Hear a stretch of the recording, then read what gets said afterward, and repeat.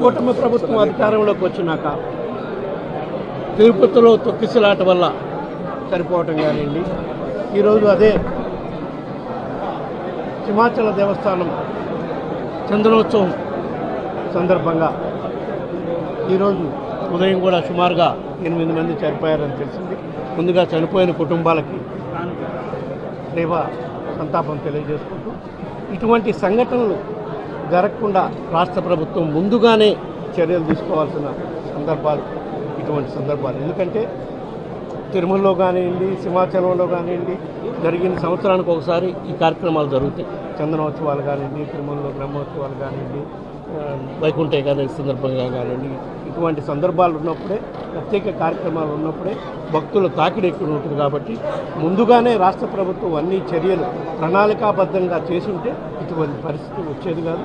ఇది కేవలం రాష్ట్ర ప్రభుత్వం నిర్లక్ష్యం వల్లే ఈరోజు సింహాచలం దేవస్థానం పరిధిలో 8 మంది చనిపోయారంటే ఏది కేవలం వర్షం వల్ల గోడ కూలిందని చెప్తున్నారు.